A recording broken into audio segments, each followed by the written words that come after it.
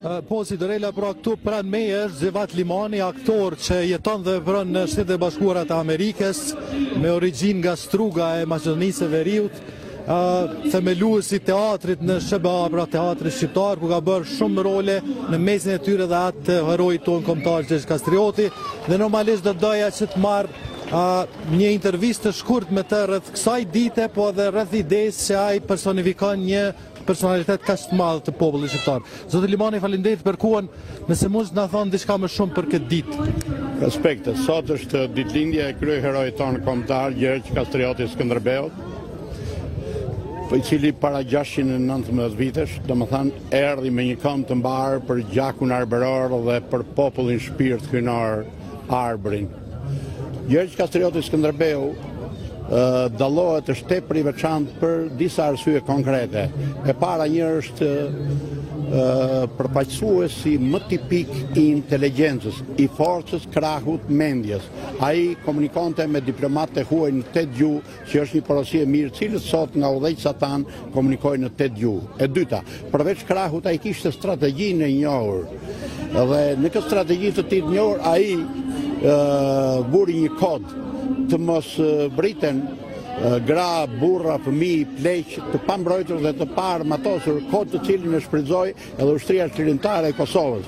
E katërta, mbi të gjitha, ai theu një kod tjetër, mori mbretëresë shqiptare me idenë e madhe për të bashkuar Jugun dhe Veriun, për të bashkuar në Kuvendin e Lezhës idenë e madhe për të krijuar ushtrin shtet, se shteti pa ushtri nuk mund të mbrohet. Ky është elementi, shtylla e parë vertebrale e kreatyrës shtet.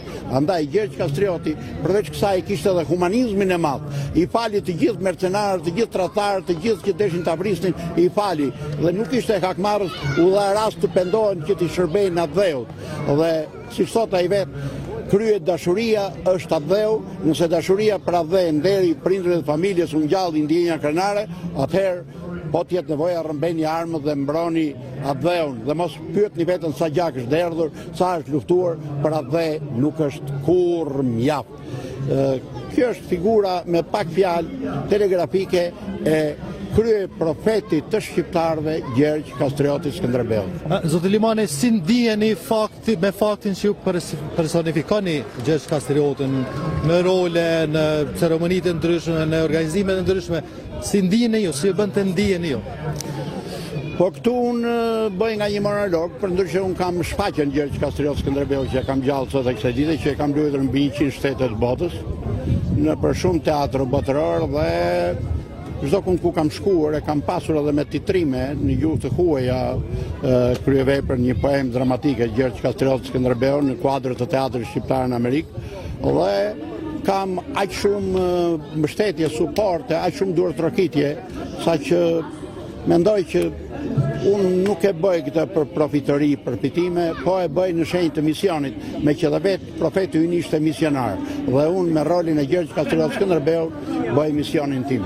Zoti Limani, një pyetje të fundit, sa mendoni se bëhet mjaftueshëm nga shteti i Shqipërisë, po edhe i Kosovës, për figurën e Skënderbeut, ndoshta për kujtimin, ruajtjen, promovimin, gjitha që do të duhet bësh? Mendoj se shteti shqiptar ka nevojë të bëjë më tepër për Gjergj Kastriotin Skënderbeun dhe nuk ka nevojë të rrinë në heshtje në politikat e fqinjësisë së mirë, kinse paqësore. Skënderbeu është dinjiteti i krenarisë dhe Evropa vetëm përmes Gjergj Kastriotit është bozhlit e popullit shqiptar dhe nuk ka të drejtë që të japi leksione. Gjergj Kastrioti shpëtoi Evropën duke sakrifikuar popullin e vet. Dhe sado që e dikte Evropa do ta kalojë në gjysmë heshtje përmes emisarësh, demagogësh dhe profiterësh mercenarë të rrejshëm. Mendoj që Evropa duhet ta kuptojë një herë për gjithmonë, dhe përveç që ta shpalli profet, ta shpalli të shenjtë, edhe ashtu siç e ka shpall Papa Piu, domethënë atleti i kështërimit, mbrojtësi i vlerave të civilizimit, këtë duhet ta thot me tingull të qartë publik dhe të nderoj pasardhësit e Gjergj Kastrioti Skënderbeu shqiptar aty ku e kanë vendin. Faleminderit shumë Zoti Limani për kohën dhe intervistën. Respekt. Atëherë ditë e madhe e popullit shqiptar. Dhe një ditë shumë e veçantë për shqiptarët e Kosovës, që kërkojnë në dinjitet dhe devotshmëri Ditëlindjen e kryeheroit ton kombëtar Gjergj Kastrioti Skënderbeut.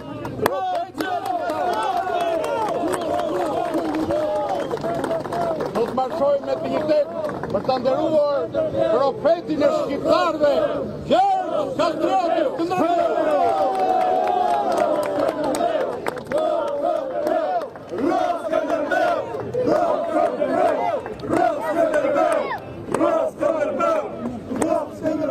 Bravo, populli i Skënderbeut!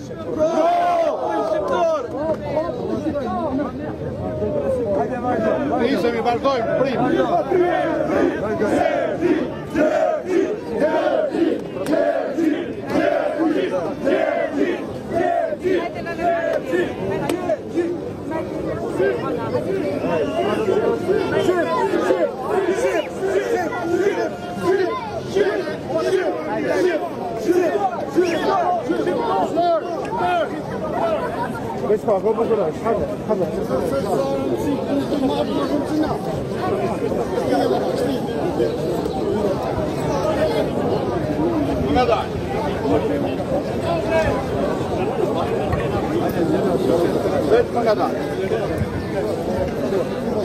Bani si lumë gjaku.